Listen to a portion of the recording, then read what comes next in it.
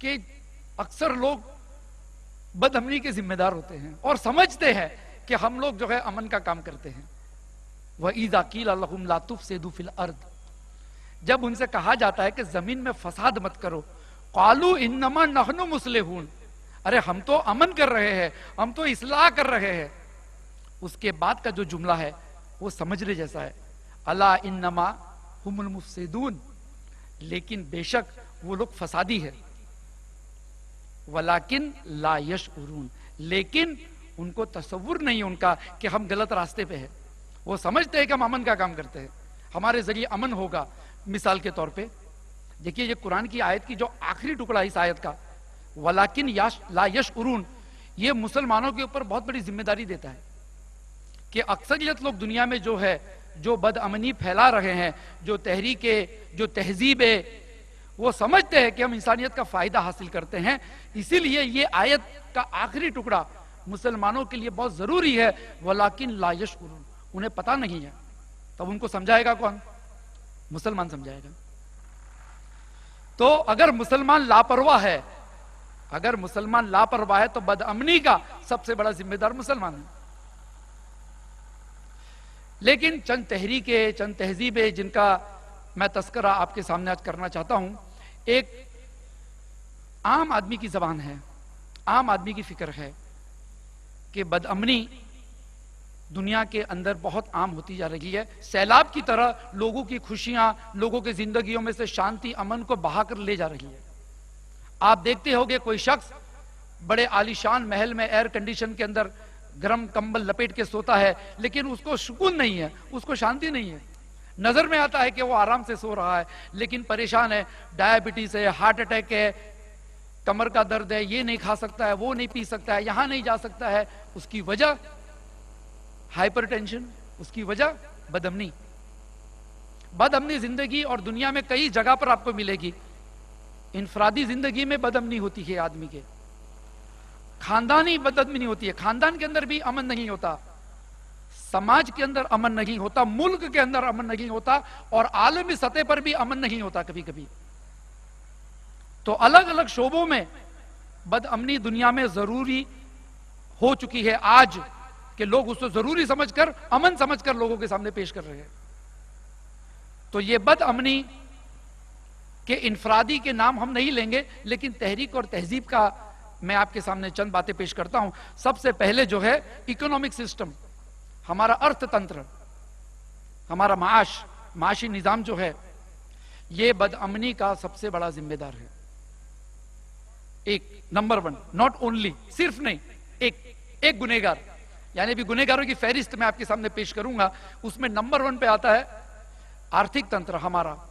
और मैं हदीस आपके सामने, सही हदीस, शेख अलबानी रहमहुल्लाह ने उन्होंने सही कहा है, हदीस अल्लाह के रसूल सल्लल्लाहु अलैहि वसल्लम की, अबू दाऊद और तिरमिजी की है, कि एक वक्त ऐसा आएगा कि लोग सूद का धुआं अपने जिस्म में लेंगे। और मैं हमेशा सोचता था कि यह कैसे हो सकता है कि सूद का धुआं नेक आदमी के फेफड़ों में कैसे जा सकता है, क्योंकि सूद जो है वो मामलात में होता है। सूद कहते हैं ब्याज, जो हमारे नॉन मुस्लिम भाई है उनके लिए भी मैं जरा सा आसान हिंदी में बोल दूंगा, तो ब्याज, हम लोग कर रहे हैं ब्याज की बात, ब्याज। तो ये सूद, ये ब्याज किस तरह से जो है आदमी के फेफड़े में जा सकता है। एक एग्जांपल देता हूं, एक किसान होता है, किसान जब वो अपना काम करता है तो उसके पास पैसे की जरूरत होती है, उसका ट्रैक्टर खरीदना है, उसको फर्टिलाइजर चाहिए, उसको सीड्स चाहिए, उसको पानी चाहिए, उसके पास पैसे नहीं है तो वो ब्याज पे पैसा लाता है और अनाज उगाता है, और वो सूद के खेती से हम सब अनाज खाते हैं। हमने सूद नहीं लिया, हलाल है, हम वो अनाज खा सकते हैं, मैं फतवा नहीं दे रहा हूं कि हराम है, खा सकते हैं वो अनाज खरीद के, लेकिन धुआं फेफड़े में गया। वो तहरीक जो सूदी कारोबार की है वो हमारी जिंदगी में आ गई। उसी तरीके से जिन रोडों पे हम गाड़ियां चलाते हैं, जिन हवाई जहाजों में उड़ते हैं, ये पूरी इकोनॉमी, ये पूरा अर्थतंत्र, ये ब्याज पे चलता है। तो आप सोचेंगे भैया उसमें गलत क्या है, नजर में आता है तो अच्छी बात है भाई, देखो अनाज कितना उगता है हमारे मुल्क में, है कि नहीं, नजर में आता है अनाज अच्छा उगता है, हिंदुस्तान शक्कर को एक्सपोर्ट करता है, हिंदुस्तान के रोड्स देखो, हिंदुस्तान के हवाई जहाज देखो, देखो ये मटीरियलिस्टिक चीजें हैं। मटीरियलिस्टिक चीजें कहते हैं कि दुनियावी एतबार से किसी चीज की चमक दमक नजर आना, जैसे बनावटी सोना होता है ना, उसको खरोचते हैं तो पता चलता है कि झूठा सोना था, वैसा सबूत क्या है उसका? अब देखिए हमारे सिर्फ महाराष्ट्र के अंदर, सिर्फ महाराष्ट्र में पिछले साल 350 किसानों ने खुदकुशी कर ली, आत्महत्या कर ली। 350 किसानों ने। वो किसान जो पूरे हिंदुस्तान के पेट भर दें, गेहूं, चावल, सारा का सारा अनाज, तरकारी जो खाते हैं हम, वो उस आदमी के पसीने से है। वो 12-12 घंटे मजदूरी करता है खेत के अंदर, और हम बिरयानी खाते हैं, हम पुलाव खाते हैं उसकी मेहनत से। वो शख्स कर्जे की वजह से ब्याज देते देते थक गया और नहीं दे पाया तो उसने सुसाइड कर लिया, उसने आत्महत्या कर ली। ये अर्थतंत्र का एक ऐसा डरावना चेहरा है जो लोगों के सामने आता नहीं, और अगर आता है तो बहुत खूबसूरत बनकर आता है। अखबारों में जब हम अखबार पढ़ते हैं तो हमको मजा आता है, क्या 350 लोग मर गए, तो हमारे जहन भी ऐसे हो गए कि एक आदमी भी अगर मरता है तो इंसानियत का तकाजा यह है कि पूरी इंसानियत को अफसोस होना चाहिए कि वो आदमी क्यों मर गया, सुसाइड क्यों किया, क्या हालत थी उसकी। और आज के जमाने में 350-400 आदमी मरते हैं, अखबार के अंदर कोने में आता है छोटी सी खबरें कि भाई महाराष्ट्र के अंदर एक साल में 350 किसानों ने आत्महत्या कर ली। अर्थतंत्र, अर्थतंत्र। आप जानते हो हमारे बंबई में आजकल लोग फ्लैट्स खरीदते हैं, फ्लैट्स बैंकिंग सिस्टम से। यानी तुम्हारे, अब मुझे पता नहीं शायद गुजरात में वो स्कीम चालू है कि नहीं, लेकिन तुम्हारा एक ख्वाबों का महल, अगर आप गुजरात समाचार, संदेश, अपने अखबार देखेंगे, एडवर्टाइजमेंट्स, आपके ख्वाबों का महल खरीदिए और आप एक छोटी सी चाल में रहते हैं और आपकी बेबी बच्चे देखेंगे, देखो डैडी कितना अच्छा घर है, खाली महीने का 8,000 रुपया देना है EMI, हर महीना 8,000 रुपया बैंक को दो, बैंक आपको लोन देती है 10 लाख रुपया, आप फ्लैट खरीदो और खाली 8,000 रुपया हमें हर महीने देना है। तो सौदा बहुत सस्ता लगता है और बहुत लालच आ जाती है आदमी को कि चलो हम भी एक घर खरीदे, मेरे बच्चे बड़े हो गए, मेरी बेटी को कपड़े बदलने की जगह नहीं है, तो आदमी फ्लैट खरीदता है सूद पे, ब्याज पे। और मुझे याद है ये लेक्चर की जब मैं तैयारी कर रहा था तो मेरे हाथ में बंबई का अखबार का टुकड़ा आ गया, मिड डे, दोपहर। उसमें फ्रंट पेज पे था कि 50,000 लोगों ने फ्लैट लौटा दिए, कर्जा नहीं उतार सकते हैं, 8,000 रुपया महीने का नहीं उतार सकते। जानते हो क्यों?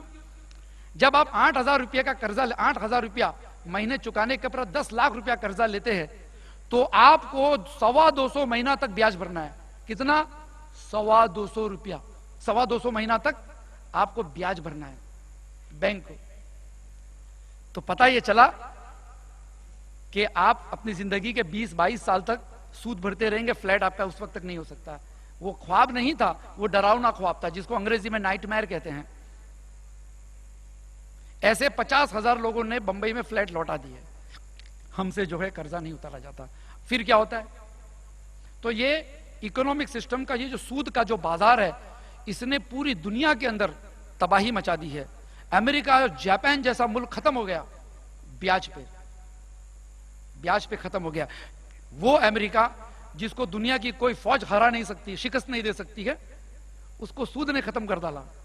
यहां तक कि आज अमेरिका के लोग, रिचर्ड रॉबर्ट कियोसाकी नाम का एक मुसन्निफ है, उसने किताब लिखी है द प्रोफेसी, बहुत अमेरिका का पॉपुलर राइटर है रॉबर्ट कियोसाकी।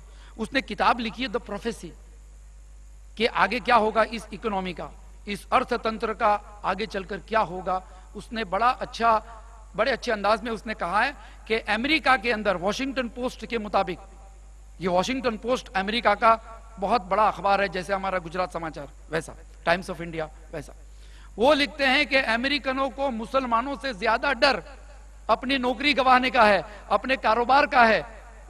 मुसलमानों से ज्यादा डर इनको इनसे लगता है, इसलिए कि उनके बंगलो, उनकी गाड़ियां, इनके टेलीविजन सेट, इनके एयर कंडीशन, इनके किचन के चम्मच, इनके मोबाइल सब कर्जे पे है। और ब्याज भरते भरते भरते आदमी आत्महत्या कर लेता है। कब तक ब्याज भरेगा? कब तक ब्याज भरेगा? तो 350 किसान महाराष्ट्र में हर महीने आत्महत्या करते, हर साल। वजह यह है कि उनके पास पैसे नहीं है। उनके पैसे जाते कहां? फिर क्या होता है?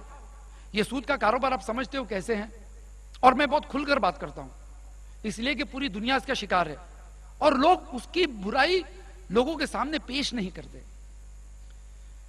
देखिए, आपने अगर जो लोग अखबार पढ़ते हैं ना, उसमें कभी आप नजर करो कि बैंक्स की पोजीशंस क्या होती है। बैंक्स, ये जो बैंक सिस्टम रहती है ना, बैंकिंग, ये बैंक्स जो रहती है, इनके मैनेजरों की तनख्वाहें कितनी होती है? लाख रुपया, 5 लाख रुपया। HDFC बैंक, सिटी बैंक, इनके जो CEO होते हैं, सबसे बड़ा आदमी होता है उनका, उसकी तनख्वाह 1-1 करोड़ डॉलर्स होती है। इनके घरों के अंदर हेलीकॉप्टर उतर सकते हैं, ऐसे एरोड्रम बना हुआ रहता है। ये पैसा किसका होता है? ये पैसा हमारा और आपका है, जो हमने बैंक में दिया, जो हमने और आपने बैंक में पैसे दिए, उस पैसे के बदौलत इनके 1-1 करोड़ की तनख्वाह होती है। जिम्मेदारी क्या है? अगर आप कंपेयर करो, इंडिया के finance minister Pranay Roy, finance minister, इनकी जिम्मेदारी ज्यादा है कि बैंक के सरदार की जिम्मेदारी ज्यादा है? फाइनेंस मिनिस्टर के ऊपर पूरे हिंदुस्तान की जिम्मेदारी होती है, लेकिन उसकी तनख्वाह कितनी है? कभी सोचो, लाख, 2 लाख, 3 लाख रुपया महीने की तनख्वाह है। जिम्मेदारी पूरे हिंदुस्तान के अर्थतंत्र की उनके ऊपर जिम्मेदारी है, लेकिन तनख्वाह इतनी नहीं है। लेकिन बैंक के अंदर जो काम करता है, उसकी तनख्वाहें देखो, उसकी छुट्टियां देखो। कोई भी बैंक में आप चले जाओ, चाहे नेशनल बैंक हो, चाहे इंटरनेशनल बैंक हो, कोई भी बैंक में आप पूछो कितनी छुट्टियां मिलती है। जैसे हमारे स्कूलों के बच्चों को छुट्टियां नहीं मिलती, उससे ज्यादा छुट्टी मिलती है। इसलिए कि करना क्या है? मेहनत थोड़ी करनी है। इसके पैसे लो, उसको ब्याज पे दो, वो ब्याज चुकाएगा।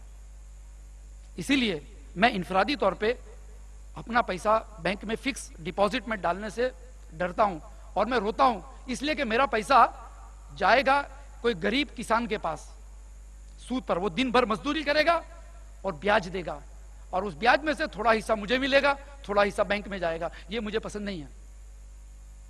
एक गरीब मजदूर को मेरा कुरान उससे ज्यादा अच्छा तालीम देता है कि अगर किसी को पैसे की जरूरत है तो तुम उसको दो। सूर्य बकरा के अंदर पाठ नंबर 2, सूर्य बकरा, अगर गुजराती में तर्जुमा है तो आप लोगों को पढ़ना चाहिए। आयत नंबर 264 से अल्लाह ने जो है इस्लामी अर्थतंत्र का डिस्कशन शुरू किया। आयत नंबर 264 से, वहां से अल्लाह ताला आगे बढ़ता है अपनी बात को लेकर और सूद पर आता है और कहता है अल्लाह धंधे को, कारोबार को और चंदा यानी गरीबों को मदद करने में अपने माल को, आपके माल को बढ़ाएगा, और जो लोग सूद के अंदर घुसेंगे उनका माल खत्म हो जाएगा। ये अल्लाह ने कुरान में कह दिया है। फिर अल्लाह फरमाता कि अगर मुसलमानों को कहता है तुमसे किसी ने कर्जा लिया है तो तुम माफ कर दो। वल्लाह, इससे अच्छा अर्थतंत्र मुझे बताइए दुनिया में कोई है? अगर किसी ने तुमसे कर्जा लिया है तो उसे माफ कर दो। अगर माफ नहीं करते हो तो दूसरा ऑप्शन, आप उससे इंस्टॉलमेंट में लो, टुकड़े टुकड़े करके लो। फिर तीसरा ऑप्शन कि आधा लो आधा छोड़ दो। फिर अल्लाह फरमाता है अगर पूरा छोड़ देंगे तो तुम्हारे लिए फायदा है। कैसे? अल्लाह ताला की मसलियत, अल्लाह चाहेगा ऐसा। तो ये ईमान के साथ जुड़ा हुआ हमारा अर्थतंत्र कि अल्लाह ने जो कहा वो सही है। तो बदअमनी का एक जिम्मेदार हमारा सूदी कारोबार है। इस पर एक मुसलसल तकरीर हो सकती है, लेकिन और भी चीजें मैं आपके सामने डिस्कस करना चाहता हूं, शेयर करना चाहता हूं। तो सूद को मैं यही रखता हूं। अब मैं आगे बढ़ता हूं। अर्थतंत्र की दूसरी चीजें, अर्थतंत्र की दूसरी चीजें, हमारा जो अर्थतंत्र चलता है, ये जो हमारी इकोनॉमी चलती है, इसमें रिश्वतखोरी भी आ जाती है। रिश्वतखोरी भी आ जाती है, और इस रिश्वतखोरी इतनी आम हो चुकी है कि लोग समझते हैं उसमें क्या हो गया, उसमें क्या हो गया, जिसकी बदौलत हमारा मुल्क दुनिया के रिश्वतखोर मुल्कों के अंदर अव्वल नंबरों में आता है। एक गरीब आदमी म्युनिसिपैलिटी की ऑफिस में जाता है, तलाटी की ऑफिस में जाता है, उसे पैसा दिए बिना उसके फाइल पे से धूल का कचरा भी साफ नहीं होता है। यह हाल हो चुका है। तो पता यह चला कि इकोनॉमी की वजह से लोगों की जिंदगियों में सुकून चला गया। आदमी पैसा कमाता है, आदमी पैसा कमाता है, लेकिन सुकून नहीं है। करोड़पति हो, अब्बजोपति हो, महल हो, गाड़ियां हो, लेकिन सुकून नहीं है। सोने के बिस्तर पे आप सोएंगे, लेकिन नींद खरीद नहीं सकते। आप नींद नहीं खरीद सकते, सोने का बिस्तर खरीद सकते आप। और आजकल एक नई बीमारी निकली है हमारे अर्थतंत्र में, 2 बीमारियां जिसका मैं जिक्र करूंगा। एक है इंश्योरेंस, बीमा, जीवन बीमा, और दूसरा क्रेडिट कार्ड्स। क्रेडिट कार्ड्स लोग समझते हैं, मुझे पता नहीं आप लोग में से कितने लोग क्रेडिट कार्ड्स रखते हैं, लेकिन क्रेडिट कार्ड हराम है, उसमें कोई सेकंड ओपिनियन नहीं है। कि उलमा में इख्तलाफ है। क्रेडिट कार्ड हराम है, डेबिट कार्ड जायज है। क्रेडिट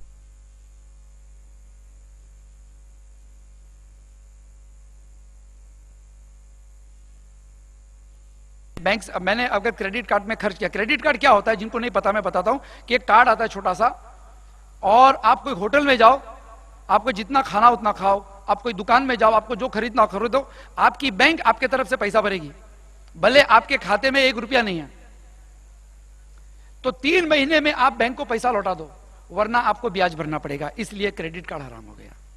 उधार ले सकते हैं लेकिन ब्याज की बात आ गई तो हराम हो गया। तो अब ये क्रेडिट कार्ड की वजह से क्या आ जाती है, लोगों के सीने फूल जाते हैं, लोग समझते हम पैसे वाले हो गए, चलो कुछ भी खरीद सकते हैं, क्रेडिट कार्ड आ गया, बैंक को बाद में कमा कमा के दे देंगे। और लोग, ऐसे लोगों को मैं जानता हूं जिनके पास 16 क्रेडिट कार्ड्स है, 16 क्रेडिट कार्ड्स, ये खरीदो वो खरीदो, छोटे छोटे चाल में रहते थे, छोटे छोटे घरों में रहते थे, 6 महीने के बाद मुलाकात हुई तो गाड़ियों में घूम रहे हैं, आइसक्रीम और कोका कोला के बजाय इनका खाना हजम नहीं होता, ऐसे खर्चे इनके ऐसे, और जीन्स इनके, मोबाइल हर 2 महीने में 15,000 का 20,000 का नया मोबाइल आता है, हर आदमी के पास 20,000 का मोबाइल, इनके जूते एडिडास के, ये सारे इखराजात इनके, ऐसी लाइफस्टाइल हो गई है। आमदनी अभी भी उतनी है, 10,000 15,000 महीने का कमाता है, लेकिन खर्चे उसके बढ़ गए। सबके साथ, मुसलमानों के साथ भी ऐसा हो रहा है, हिंदुओं के साथ भी हो रहा है, अमेरिकन के साथ भी हो रहा है, सभी के साथ ऐसा है। तो अमेरिका के अंदर हर अमेरिकन के ऊपर $5,000 का क्रेडिट कार्ड का कर्जा है, यानी हर अमेरिकन ने $5,000। आप सोचेंगे $5,000 क्या बड़ी बात है, लेकिन भाई 25 करोड़ की आबादी है, $5,000 आप पकड़ लो, हिंदुस्तान के 2.5 लाख रुपया, 25 करोड़, तो पूरे मुल्क के ऊपर कितना कर्जा हो गया इनफरादी तौर पे। हुकूमतों के कर्जे की बात नहीं करता हूं मैं, इनफरादी कर्जा, गाड़ियां, मोबाइल, जीन्स, टी शर्ट्स, इनके खर्चे करोड़ों डॉलर्स में जाते हैं। तो आदमी मुकर्रिज हो जाता है। अब होता क्या है कि सपोज मेरे पास क्रेडिट कार्ड है और मैं सोचता हूं उधार, तो अपनी बीवी बच्चों को घूमने ले जाता हूं, फॉरेन में, कश्मीर गया, आसाम गया, इधर गया उधर गया, क्या है, बैंक स्वाइप किया कार्ड और पैसा दे दिया, स्वाइप किया पैसा दे दिया, बैंक में कुछ नहीं है, 2-4 हजार रुपया होगा, लेकिन 50-60 हजार रुपया खर्चा करके आ गया। और ऐसे एक के बाद एक खर्च, एक के बाद एक खर्च करते जाता है, यहां तक कि बाद में एहसास होता है कि नौकरी चली गई। हादसे होते हैं, नौकरी की गारंटी नहीं होती है, आदमी बीमार पड़ गया, कुछ हो गया, अब नौकरी चली गई, उसके बाद मैंने तो अपने खर्चे बंद कर डाले, लेकिन मेरे बीवी बच्चों को जो आदतें लग गई है फजूल खर्चे की, कोका कोला पीने की, आइसक्रीम खाने की, मिठाइयां खाने की, छोटी छोटी बातों पे, हवाई जहाजों में उड़ने की, गाड़ियां, मोबाइल, अब वो आदतें नहीं जाती है, न बीवी में जाती है न बच्चों में जाती है। अब घर में झगड़े शुरू हो जाती है, अमन चला गया, अमन चला गया क्रेडिट कार्ड की वजह से, शांति जिंदगी से उड़ गई। नजर में आते वही गाल पे थप्पड़ मार के अपना गाल लाल रखते हैं कि भाई मैं खुश हूं, झूठ झूठ का हंसते हैं, लोगों से मुस्कुराते हैं, हंसते कैसे हैं, अच्छे हैं, दिल जलता है कि हाय इसका पैसा चुकाना है, उसका पैसा चुकाना है। जिंदगी के अंदर से सुकून चला गया अर्थतंत्र की वजह से। इंश्योरेंस का भी ऐसा ही है, इंश्योरेंस का पर से इंश्योरेंस हराम नहीं है कि अगर आप इंश्योरेंस लेते हैं, मतलब 10-15 आदमी थोड़ा थोड़ा पैसा जमा करो, हम में से जो बीमार है उसका इलाज कर दो, इसको कहते हैं इंश्योरेंस, ये जायज है। लेकिन जिस तरह से इंश्योरेंस कंपनियां भागती है आजकल, हर बैंक, बड़ी बड़ी बैंक आज अपना इंश्योरेंस चलाती है, मेडिकल इंश्योरेंस, मुल्क तबाह होते हैं। जापान जैसा Sony, Panasonic, Nokia, Toyota, Honda, ये गाड़ियां बनाने वाला मुल्क खत्म हो गया, खत्म हो गया, अमेरिका खत्म हो गया, इसलिए कि अर्थतंत्र के अंदर खराबी आ गई, जिसको कैपिटलिज्म कहते हैं आज, कैपिटलिज्म। अर्थतंत्र की खराबी ने मुल्कों को बर्बाद कर दिया, सिविलाइजेशन को बर्बाद कर दिया, यहां तक कि आज एक मुल्क अपनी इकोनॉमी बचाने के लिए, अपना अर्थतंत्र बचाने के लिए दूसरे मुल्कों पर हमला करके उनका तेल, उनके जमीनों में से निकलता हुआ खजाना ये लूटने के फिराक में, क्योंकि अपने जेब में पैसे नहीं बचे, अब दूसरों को लूटो, तो ये इनकी बदअमनी ये दुनिया के दूसरे मुल्कों में फैल गई। ये हो गया सबसे बड़ा गुनाह इंसानों के अंदर, सूदखोरी। उसके बाद फजूल खर्ची की वजह से भी आदमी के जिंदगी में से शांति चली जाती है। फिजूल खर्ची, फिजूल खर्ची किसको कहते हैं? ताकत से ज्यादा पैसा खर्च करना। अभी मैं अगर आपको पूछूं, पिछले हफ्ते हमारे घर में जो भैया दूध लेके आता है वो कहता है कि भाई दूध का 4 रुपया बढ़ गया लीटर, 4 रुपया लीटर बढ़ गया। तो मेरी बीवी गुस्सा होगी, कहती है 4 रुपया बढ़ा दिया दूध का। लेकिन बात ठीक है, आपकी बीवी भी गुस्सा हो जाएगी, 4 रुपया दूध का बढ़ जाएगा तो। लेकिन फिर भी हम लोग उसी दूध में से जब मलाई निकालने के बाद वो पतले दूध की 200 रुपए की आइसक्रीम खरीदते और 300 रुपए के पेड़े खरीदते, छोटी छोटी बातों में। तभी हमको कभी भी अफसोस नहीं होता कि 20 रुपए के दूध का हम 300 रुपए की आइसक्रीम खा रहे, पेड़ा खा रहे। अगर मैं पूछूं यहां पे किसी को दूध का भाव पता नहीं होगा, लेकिन आइसक्रीम का भाव पता होगा। कैसे टका भाव कितना है, चौकोबार का भाव कितना है, और फलाने पेड़े की मिठाई और बर्फी, काजू बर्फी का भाव कितना, सबको पता होगा। दूध का भाव पता नहीं होगा, जो जरूरत है बच्चों के लिए। और जानते हो, अहमदाबाद से लेकर गोवा, ये जो मगरिबी समुंदर पट्टा है जिसको वेस्टर्न कोस्ट कहते हैं, वेस्टर्न कोस्ट, इस पट्टे पे हिंदुस्तान में सबसे ज्यादा आइसक्रीम खाई जाती है। ऐसा हिंदुस्तान का एग्रो मार्ट करके जो संस्था है, गवर्नमेंट की ऑफिस है, वो कहती है कि 50 लाख रुपए का आइसक्रीम खाते हैं। खाली मिठाई की बात नहीं कर रहा हूं मैं, फिजूल खर्ची देखो, हमें पता ही नहीं है कि हम फिजूल खर्ची करते हैं। हम समझते हैं यार ठीक है, 50 लाख लीटर आइसक्रीम खाई जाती है। 50 लाख लीटर कितना बड़ा हो गया। और ये जो है, नहीं, 50 लाख लीटर दूध बनता है इस पट्टे पर, 50 लाख लीटर, उसमें से 30% यानी 150 यानी 15 लाख लीटर दूध की आइसक्रीम बनती है। और अहमदाबाद से गोवा के बीच में सबसे ज्यादा आइसक्रीम खाया जाता है। अगर आप किसी की शादी में गए, आइसक्रीम नहीं है तो आपको मेहमान नवाजी पसंद नहीं आएगी। हमारे जिंदगी का हिस्सा बन चुका है कोका कोला, पेप्सी कोला और आइसक्रीम। यानी हमारी दावतें अधूरी रहती है, हमारे दामाद को बुरा लगेगा, हमारे दामाद के माँ बाप को बुरा लगेगा अगर आइसक्रीम नहीं रहेगी खाने के साथ। तो हमारे जिंदगी का हिस्सा बन गया ये, गोया कि आइसक्रीम नहीं खाएंगे तो आदमी मर जाएगा। कितने की आती है आइसक्रीम? एक प्लेट जो आप लेते हैं ना, केटरर्स को बुलाते हैं, अच्छे केटरर्स को, वो आइसक्रीम जो है 80 रुपए की होती है। और आप देखेंगे कितना दूध है, 100 ग्राम दूध नहीं होता है उसमें, 100 ग्राम दूध नहीं होता है। कभी कभी काजू के बदले, बादाम के बदले सिंग चने जो है उसको पीस के डाल देते हैं। मैं जानता हूं, कोई छुपी हुई बात नहीं है कि मैं कोई नई बात नहीं बता रहा हूं आपको, मैं शीशा दिखा रहा हूं आपको, आपको पता है। लेकिन अब हम देखेंगे शीशे में कि हमारा हाल क्या है। तो ये आइसक्रीम हम 80 रुपए की खाते हैं जो 10 रुपए की है। 80 रुपए की आइसक्रीम एक प्लेट आती है। और शादी में 400 आदमी आए तो कितनी हो गई? 80 रुपये में एक गरीब का पूरा खानदान चिकन खा सकता है, बिरयानी खा सकता है। आप जानते हो, अगर घर में पकाएंगे, आधा किलो चावल 20 रुपए का, आधा किलो मुर्गी 30-40 रुपए, 10 रुपए का मसाला, 80 रुपये में 5 आदमी का गरीब, तुम्हारा पड़ोसी, तुम्हारी काम वाली, तुम्हारे मोहल्ले में रहता हुआ कोई भी शख्स, हिंदू हो, दलित हो, कोई भी हो, उस बेचारे का घर पेट भर के खा सकता है। हम जो है 80 रुपया आइसक्रीम में खाते हैं। अल्लाह ने नेमत दी है। ये पैसा जो है, ये दूध जो है, हिंदुस्तान जिस दूध के ऊपर फख्र करता है, हमारे आनंद में दूध की जो है नहर है, दूध की नदी बहती है, दूध की नदी बहती है, जिसको व्हाइट रेवोल्यूशन कहते हैं, व्हाइट रेवोल्यूशन। ठीक है, अच्छी बात है, ये अल्लाह की नेमत है। अल्लाह फरमाता है, वमन युबद्दिल निअमतल्लाहि मिन बादि मा जाअतहु फइन्नल्लाहा शदीदुल इकाब। अगर अल्लाह की नेमतों को किसी ने ठुकराया नाशुक्री करके, तो अल्लाह ताला का अज़ाब, अल्लाह की सजा बहुत सख्त होगी, बहुत सख्त होगी। और ये अल्लाह की सजा कैसे होती है? फाइनेंशियली आदमी अंदर से परेशान हो जाता है। अब देखिए शादियां, हमारी शादियां देख लीजिए, शादियों में अमन नहीं है। सब अच्छे अच्छे कपड़े पहन के आते हैं, दुल्हन जो है 2 घंटा तैयार होने में लगाती है, और दुल्हा जो है महंगे में महंगे कपड़े पहनता है, सब एक दूसरे को गले मिलते हैं, मुबारकबादियां देते हैं। लेकिन वो बाप जो लड़की का है, जो खर्चा उठा रहा है अपने ऊपर, जो खर्चा उठा रहा है, उसकी जिंदगी में अमन किधर है? उसकी बेटी जा रही है बेचारे की, लेकिन उसको खर्चा उठाना पड़ता है, उधार लाता है पैसा। मेरी बेटी की शादी है, थोड़ा सा पैसा दे दो। अरे बेटी की शादी में खर्च किस बात का भाई? हमारे पैगंबर की 4 बेटियों की शादी हुई, एक बेटी की शादी गरीब के साथ हुई, हजरत अली के साथ, कोई खर्चा नहीं हुआ। एक बेटी की शादी उस जमाने में अरब के सबसे पैसे वाले के साथ हुई, उस्मान बिन अफ्फान के साथ। 2 बेटियों की शादी, कोई खर्चा नहीं हुआ। भाई बेटी के खर्चा क्यों होना चाहिए? लेकिन हम जो है समाज के साथ बह गए, हमारे दामाद क्या कहेंगे, हमारे बेटी के ससुराल वाले क्या कहेंगे, सभी लोग इसी तनाव में बह गए।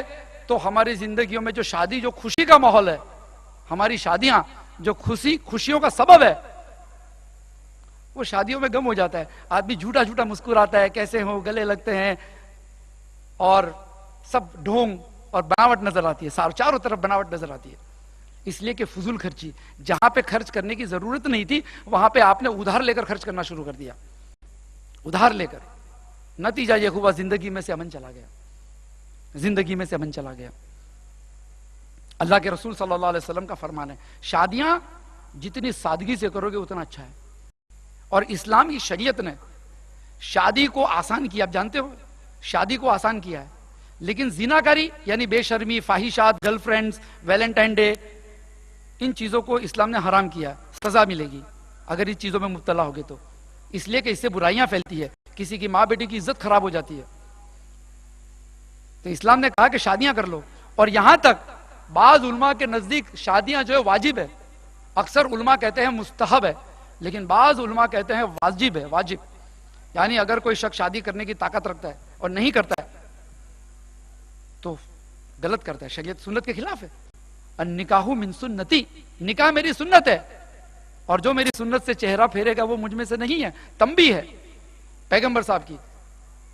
लेकिन हमारे यहां जो माहौल बन चुका है, जो जहनियत बन चुकी है, जहनियत जो बन चुकी है हमारी की शादियों के बारे में, कि जी बेटा जब तक पैर पे खड़ा नहीं होगा तब तक शादी कैसे करेंगे। यह भी एक बड़ी अजीब चीज आगे, पैर पे खड़ा होने का मतलब क्या, भी किसके पैर पे खड़े आप। पिछले साल एक नौजवान का इंटरव्यू ले रहा था, उसने अप्लाई किया था स्कॉलरशिप के लिए कि भाई मेरे पास फीस के पैसे नहीं है। 27 साल का लड़का था, 27 साल का। मैं पूछा उसको, भाई पैसे नहीं है क्यों, घर में कमाने वाला। बोला हम लोग 3 भाई बहन है, मैं 27 साल का हूं, मेरा छोटा भाई 25 साल का है और मेरी छोटी बहन 23 साल की है, हम लोग पढ़ते हैं। तो मैंने कहा बड़ा अजीब भाई, आप 27 साल की उम्र में क्या पढ़ रहे, अभी कमाने की उम्र आपकी, आपका घर कैसे चलता है। कहते हैं मैं ज्यादा पढ़ूंगा ना तो तनख्वाह अच्छी मिलेगी ना, इसलिए मैं और पढ़ता हूं। वाह, ज्यादा पढ़ूंगा तो तनख्वाह और मिलेगी, इसलिए मैं ज्यादा पढ़ना चाहता हूं। तो मैंने पूछा भाई तुम्हारा घर कौन चलाता है, तो जानते हो क्या कहता है, मेरा अब्बा चलाते। क्या काम करते, दर्जी है। 65 साल का आदमी दर्जी है और तुम नौजवान घर पे बैठकर पढ़ाई किताबों के अंदर लगे रहो। अरे शर्म आनी चाहिए तुमको यार, शर्म आनी चाहिए। 65 साल का आदमी, मैं इस उम्र में, इतनी जवानी में मैं सुई के अंदर धागा नहीं डाल सकता हूं, और वो आदमी 65 साल की उम्र में दर्जी का काम करता है। और तुम तीनों भाई बहन में से किसी को गैरत नहीं होती कि हम पैसा कमाने जावे, हलाल का कमावे, और शादियां भी नहीं करते हो। क्या करते हो तुम। अरे वो अमेरिका है, अमेरिकन बच्चे, यूरोप के बच्चे शादियां नहीं करते, लेकिन गर्लफ्रेंड रखते हैं 4-4, 5-5, 10-10, जितनी बेशर्मी करनी है उतने करते हैं। बंबई, अहमदाबाद, सूरत, बड़ौदा में भी ऐसा ही होता है। और मुसलमान के लिए यह हराम है कि शादी के बाहर किसी भी लड़की की जो है इज्जत के साथ खिलवाड़ नहीं कर सकता है, चाहे वो हिंदू की लड़की हो चाहे वो ईसाई की लड़की हो, हराम है, हराम। शादी कर लो बाइज्जत, निकाह करो। तो मुसलमान निकाह भी नहीं करता है और फाहिशा भी नहीं करता है। तो मैंने पूछा फिर करते क्या है, सीधा सा सवाल है, अपनी जवानी को वेस्ट करते हो। जिस चीज को इस्लाम ने आसान किया उसको तुमने अपने ऊपर गले में तोक ला के रख दिया। वह अगला लल्लती कानत अलैहिम, जो तोक हमारे गलों में थे अल्लाह के रसूल ने निकाल के फेंक दिया। सूरह अराफ की आयत है, आयत नंबर 157, उसको हमने गले में हार बनाकर डाल दिया। जो गले के पट्टे थे, जो चेन थी, जो बेड़ियां थी, उसको हमने गले का हार बनाकर अपने जिंदगी में डाल दिए। नतीजा यह हुआ कि 26-27 साल का लड़का डॉक्टर बनता है, इंजीनियर बनता है, लेकिन जिंदगी में अमन नहीं है। क्यों, इसलिए कि अल्लाह ने अमन जो है बीवी में रखा है, लेकिन वो 27 साल की उम्र तक शादी नहीं करता है। और कुरान की आयत है, मैं अपने तरफ से नहीं कहता हूं। देखिए आदम अलैहिस्सलाम को जब अल्लाह ने बनाया तो उन्होंने तन्हाई महसूस की, तो अल्लाह ने दोस्त नहीं दिया, क्या दी, बीवी दिया। दोस्त तो बाद में आए, अल्लाह ने आदम अलैहिस्सलाम को पहले बीवी की सोबत दी, दोस्त थोड़ी बना के दिए कि अकेले थे चलो दोस्तों के साथ नुक्कड़ पे खड़े रहो। जैसे हमारे नौजवान बच्चे 28 साल की उम्र में पान के गल्ले पे खड़े रहते हैं, क्रिकेट के एक्सपर्ट कमेंट्री देते हैं, वो फलाना ऐसा, ढिमका ऐसा, दुनिया भर की बातें करते हैं, रात को फिर 12 बजे आके सो जाते हैं, फजर भी गायब और ईशा भी पड़ी कि नहीं पता नहीं। तो आदम अलैहिस्सलाम को अल्लाह ने बीवी दी। और आदमी जब फैमिली लाइफ के अंदर मसरूफ हो जाता है, मशगूल हो जाता है, तो बहुत सारी परेशानियां चले जाती हैं। सूरह रूम की आयत नंबर 21, हुवल्लज़ी हुवल्लाहु वमिन आयातिही, अल्लाह फरमाता है वमिन आयातिही अन खलक लकुम मिन अनफुसिकुम अज़वाजा। अल्लाह की निशानियों में से, अल्लाह के एहसानों में से एक एहसान ये है, अन खलक लकुम मिन अनफुसिकुम अज़वाजा, तुम्हारे लिए अल्लाह ने तुम्हारे में से जोड़े बनाए, बीवियां बनाई। लितस्कुनू इलैहा, सुकून इख्तियार करो, सुकून है इसमें। बदमनी, शादी नहीं करेंगे तो बदमनी आएगी। बहुत सारे बुजुर्ग हैं जिनके बेटे जवान हो गए, लेकिन सोचते पैसा कमाएंगे उसके बाद शादियां करेंगे। बहुत देर, 18 साल की उम्र में नौजवान को कमाना शुरू कर देना चाहिए। आपको पढ़ना पढ़ो, 3-4 घंटा तो काम करो कहीं पे जाके। लितस्कुनू इलैहा वजअल बैनकुम मवद्दतन व रहमा, अल्लाह ने तुम्हारे मियाँ बीवी के दिलों में मोहब्बत और शफकत डाली है। तुम कहाँ ढूंढते हो? फिल्मों की हीरोइनों को देखकर ढूंढते हो? नहीं मिलेगी।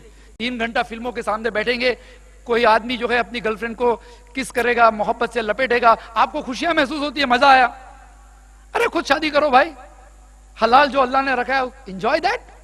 दूसरों के ख्वाबों को देखकर, किसी मुसन्निफ, किसी फिल्म राइटर के ख्वाबों को जो है जब फिल्मों में देखते हैं, वो 4 लड़कियों के साथ घूमता है और वो फलाना जो है इतनी गर्लफ्रेंडों के साथ घूमता है, और आपको मजा आती है देखने में, सुकून कहां से आएगा? सुकून चला जाता है। लोग समझते हैं कि एंटरटेनमेंट है, मनोरंजन है। नहीं, वो आपको जो है ऐसा ही बनाने का शौक डालेगा।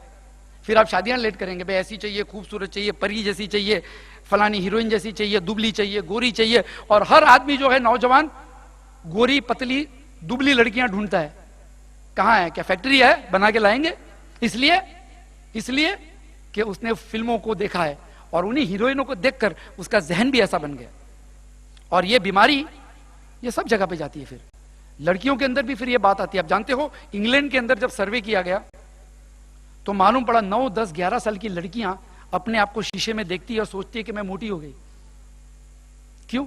उसे मालूम है ना कि लड़के आजकल गोरी लड़कियां पसंद करते हैं, दुबली पसंद करते हैं, चाहे वो पैसे वाली नहीं हो तो भी। गोरी लड़की होगी तो रिश्ता आएगा, गोरी लड़की होगी तो रिश्ता आएगा।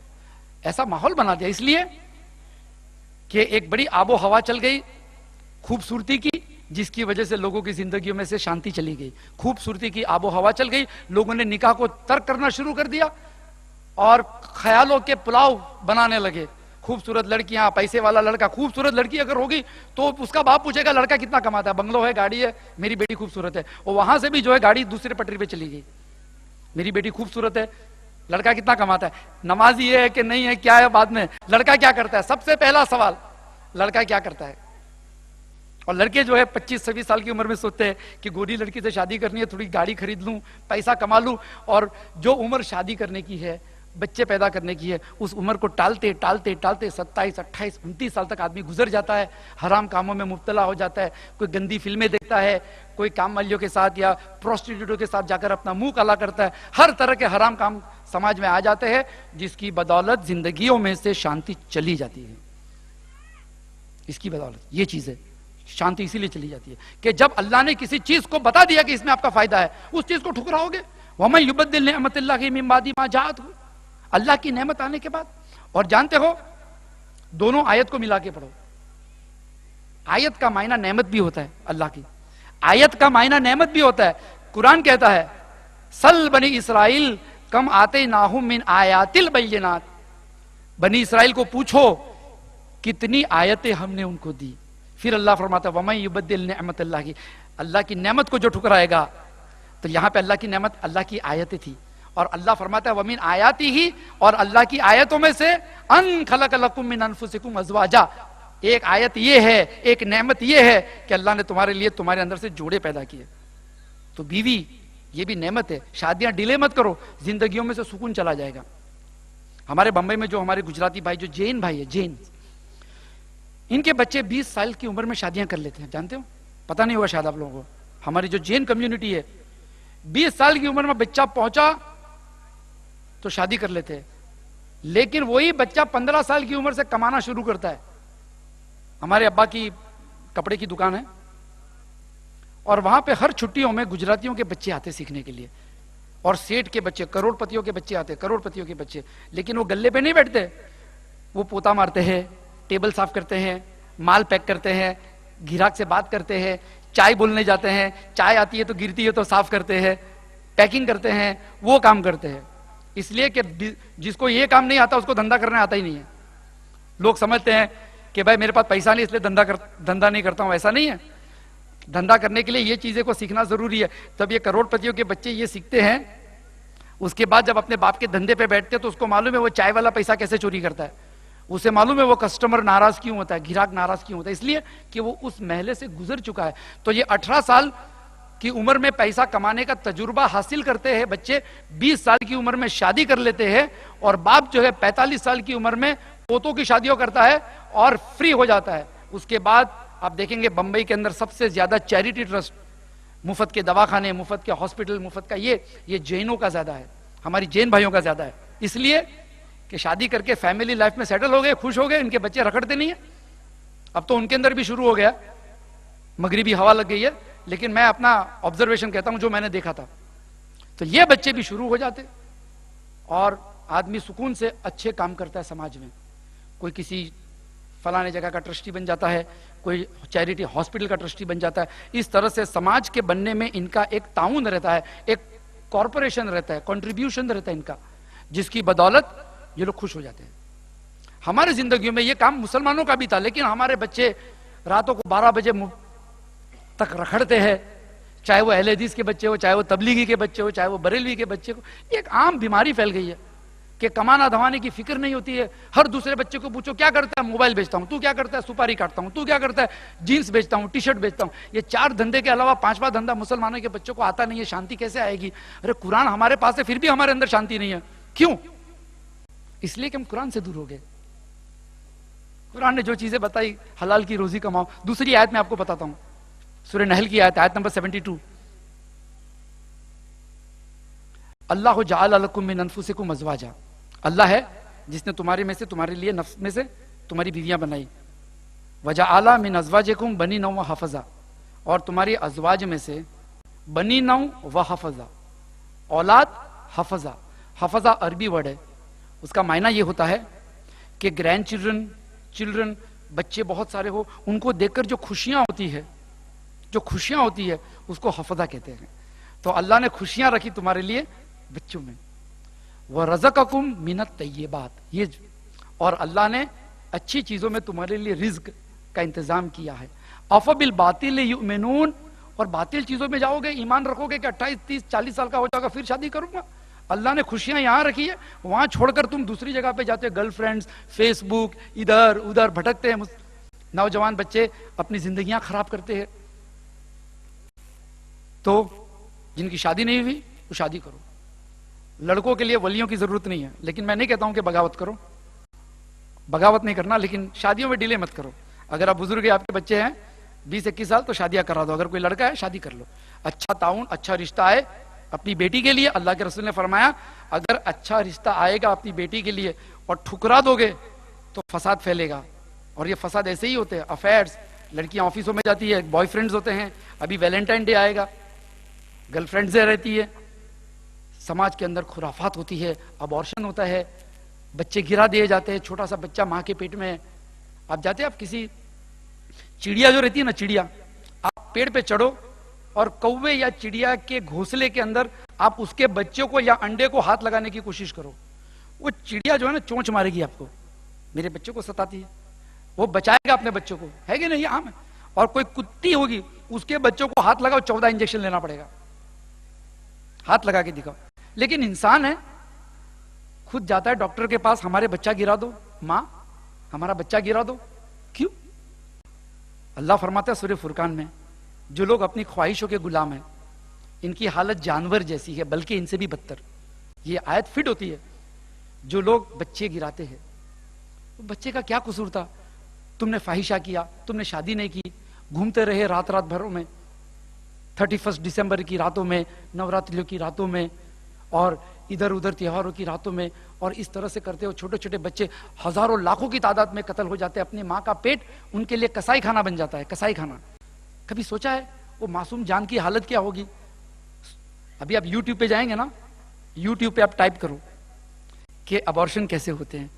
एक डॉक्टर है, वो छुरी डालता है, कैंची डालता है, और बच्चे को मारता है अंदर से, इस तरह से उसका सर कुचल डालता है, और फिर उसको बाहर निकालकर कचरे के डब्बे में फेंक देते हैं, चाहे हिंदू हो चाहे मुसलमान हो। वल्लाह, अल्लाह ताला सूरह मायदा में फरमाता है, आयत नंबर 32 और 33, जिस किसी ने किसी मासूम को कत्ल किया, उसने गोया पूरी इंसानियत को कत्ल किया।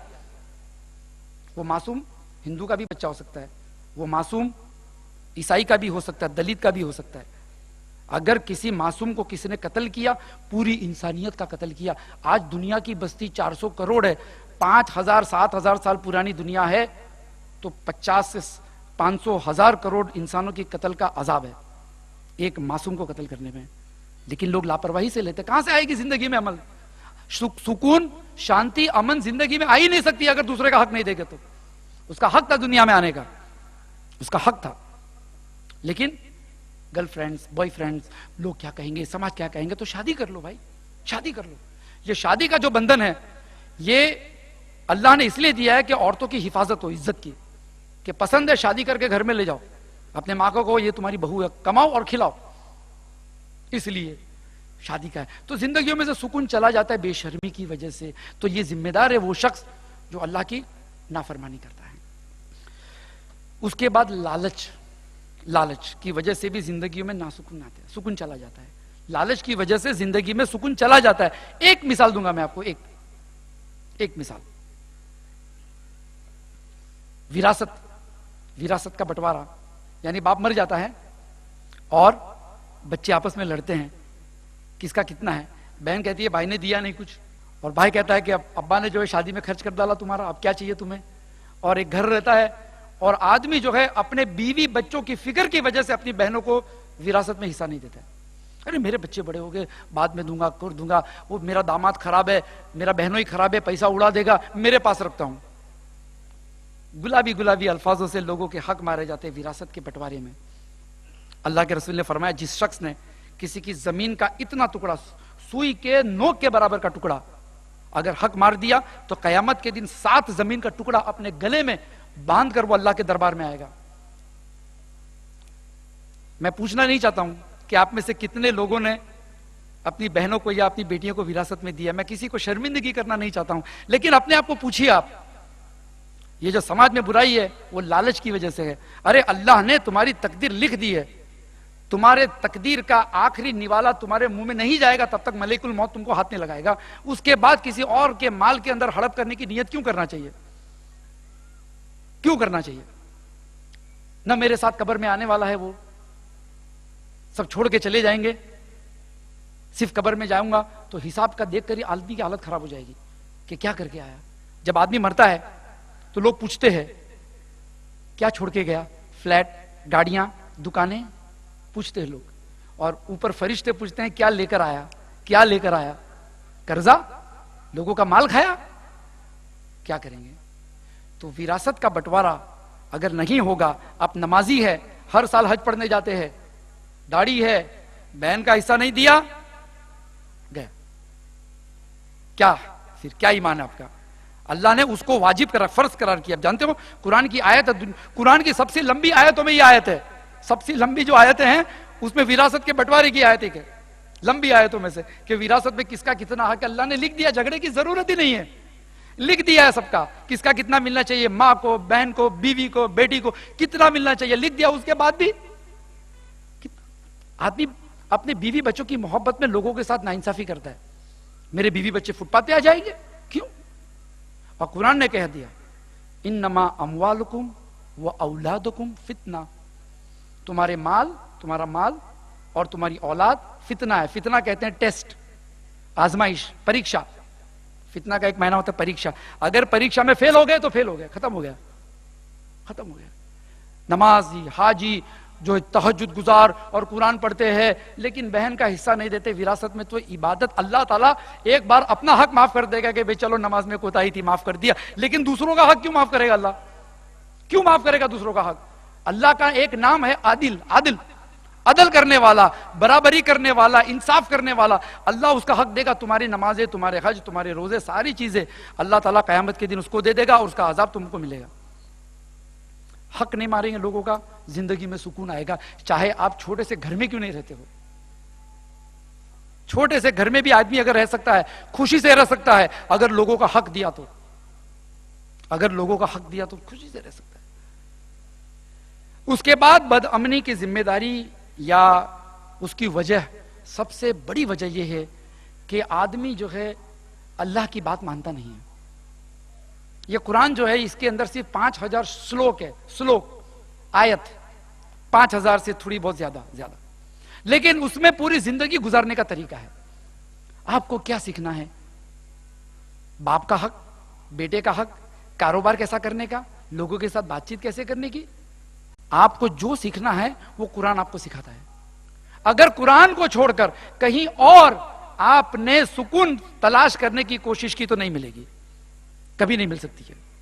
यही मकसद है अल्लाह की आयतों का कि अल्लाह ने अपनी आयतों के अंदर सुकून रखा है। आज देखिए दुनिया के अंदर अमन का दावा तो सब करता है, जैसे मैंने कहा जॉर्ज बुश भी करता है कि हम जो है अमन के लिए लड़ाई कर रहे हैं। किधर अमन आया? दूसरे के मुल्कों में से भी अमन चला गया और उनके मुल्क में से भी अमन चला गया, इसलिए कि कुरान ने मना फरमाया जुल्म करना, किसी के माल पे अपना हाथ मत डालो। तो मालूम यह हुआ कि अल्लाह की बात को छोड़कर जब भी आदमी किसी और चीज को अपना खुदा बना लेगा, किसी ने डेमोक्रेसी को अपना खुदा बना दिया, किसी ने वॉशिंगटन के सामने अपना किबला बना दिया। कहते हैं ना अल्लामा इकबाल, तहजीब के आजरों ने तरश दिए हैं सनम नए, तहजीब के आजरों ने तरश दिए हैं सनम नए, मुसलमानों ने भी बना दिए अपने हरम नए। ये हमारे हरम डेमोक्रेसी, मतलब जैसे कहते हैं ना लोग कि इस्लामी हुकूमत को हटा दो, डेमोक्रेसी। हमारा हरम वॉशिंगटन, हमारा हरम मॉस्को, हमारा हरम बैंकिंग सिस्टम, हमारा हरम ब्याज सूद पे कारोबार, ये हमारे हरम है। हमारे हरम फिल्म स्टार्स, हमारे हरम क्रिकेटर्स, ये हमारे हरम हो चुके हैं, ये हमारे हीरो हो चुके हैं। हमारी डायरेक्शन उनके तरफ है, ये करते हैं हम करेंगे, ये करते हैं हम करेंगे, ये करते हैं हम करेंगे। नतीजा ये हुआ कि दुनिया तो ठीक, मुसलमान भी परेशान है। तो अल्लाह की शरीयत की नाफरमानी करेगा तो मुसलमान भी जो है बदअमनी का जिम्मेदार है। अल्लाह ने उसको जिम्मेदारी दी है। सूरे इमरान की आयत नंबर 110 सीधी आयत है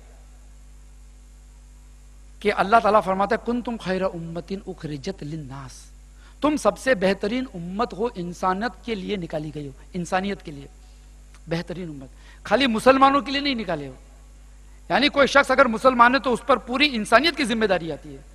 यह नहीं कि बस सिर्फ अपने घर में अपने जिंदगियों में अमन तलाश करे, ऐसा नहीं हो सकता है। तामुरूना बिल मारूफी व तनहौना अनिल मुनकर व तुमिनूना बिल्लाह, तीन चीजें हैं, तीन चीजें। अच्छे काम का हुक्म करेगा, बुराई से रोकेगा और अल्लाह पर ईमान रखेगा। ये तीन चीजें अगर जिंदगी में मुसलमान के अंदर नहीं है तो वो खैरुल उम्मत के लायक नहीं है। वरना अमन आप कहीं भी तलाश करो आपको मिल नहीं सकता है। हमारे एक दोस्त थे, मुझे कह रहे थे कि भाई योगा करेंगे हम लोग, उससे अमन मिलेगा। तो मैंने कहा इस तरह से नहीं मिल सकता अमन। मिसाल के तौर पर, कि मैंने एक छोटी सी मिसाल दी कि मिसाल के तौर पर मैंने आपसे कर्जा लिया है 50,000 रुपए का, अब मैं आपका कर्जा उतारता नहीं हूं और तुम जब देखो तब पैसे मांग रहे हो मुझसे, बराबर। मैं भी परेशान, तुम भी परेशान कि ये मेरा पैसा खा गया, और मैं परेशान के बार बार पैसा मांग रहे हैं, मेरे पास पैसा नहीं है। हम दोनों योगा कर रहे हैं बाजू में बैठ के, वो भी परेशान मैं भी परेशान, कैसे सुकून आ सकता है? तो सुकून आएगा कब? जब अल्लाह की बात मानेंगे, अल्लाह की बात मानेंगे। तो अल्लाह ने कह दिया मुसलमानों को उखरिजत लिन्नास, इंसानियत की भलाई। अगर मुसलमानों से इंसानियत की भलाई नहीं पहुंचती तो वो अमन उसकी जिंदगी में नहीं होगा। हमारे बंबई में आप जानते हो बड़े बड़े हॉस्पिटल है, हिंदोजा हॉस्पिटल, बॉम्बे हॉस्पिटल, बड़े बड़े हॉस्पिटल है, कैंसर के हॉस्पिटल, टाटा का हॉस्पिटल। ये टाटा कम्युनिटी कितनी छोटी है पारसियों की, 1.5 लाख पूरी दुनिया में, 1.5 या 2 लाख बस पारसियों की। लेकिन हॉस्पिटल देखो, ये टाटा मोबाइल और टाटा की गाड़ियां, छोटी सी कम्युनिटी है, लेकिन हॉस्पिटल देखो कितना बड़ा है। बंबई में उनकी बस्ती 1% है या 2%, दैट्स ऑल, 2%, 2% है पारसी, लेकिन हॉस्पिटल देखो कैसे बड़े बड़े। बोरी, जो हमारे बोरी भाई है, उनकी बस्ती भी 1 लाख, लेकिन सैफी हॉस्पिटल देखो, एशिया का सबसे अच्छा हॉस्पिटल माना जाता है। आगा खानी खोजा 1% भी नहीं है बंबई में, लेकिन प्रिंस अली खान हॉस्पिटल देखो, सुपर, क्या उसका मैनेजमेंट है, फॉरेन के हॉस्पिटल के मुकाबले में आता है। जैन कम्युनिटी बंबई में 10%, 12%, लेकिन उनके हॉस्पिटल देखो। और सुन्नी मुसलमान बंबई में 15 लाख 20 लाख फक्र करते हैं, हम लोग तो 20 लाख है बंबई में। अरे 10% हॉस्पिटल है तुम्हारे, नहीं है। उखरिजत लिन्नास, किधर गया? 10% हॉस्पिटल नहीं है, 10% स्कूल नहीं है, कॉलेज नहीं है, कैसे? अगर तुम 100% भी हो गए और तुम मोहताज हो गए कि भाई हमारे बच्चों को एडमिशन दो, हमारे गरीबों को जो है दवाई के लिए पैसे दो, तो फिर उखरजत लिन्नास, दुनिया के सबसे बेहतरीन पीपल तुम हो ही नहीं सकते। जब तक मुसलमान इंसानियत का ताउन करेगा, अच्छाई का हुक्म देगा और बुराई से रोकेगा, तब तक वो खैर है और दुनिया में अमन व अमन रहेगा, वरना नहीं रहेगा। मैं अपनी बात को खत्म करता हूं कुरान की उसी आयत से जो हर आदमी शीशा समझकर उसे देखे, तंकीद के एतबार से नहीं कहता हूं। सूरह बकरा की आयत है, व इज़ा क़ील लहुम ला तुफ़सिदू फ़िल अर्द, जब उनसे कहा जाता है कि दुनिया में फसाद मत करो, क़ालू इन्नमा नहनु मुस्लिहून, ये कहते हैं कि हम तो इस्लाह करने वाले हैं। अला इन्नहुम हुमुल मुफ़सिदून वलाकिन ला यशऊरून, बेशक वो लोग फसादी है लेकिन उनको शऊर नहीं है। व आखिर दावाना अल्हम्दुलिल्लाहि रब्बिल आलमीन व अस्सलामु अलैकुम व रहमतुल्लाहि व बरकातुहू।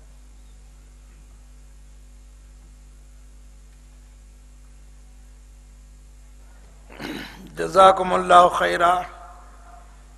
हम और आप अभी तक अपने मुअज़्ज़ज़ मेहमान निसार नडियादवाला से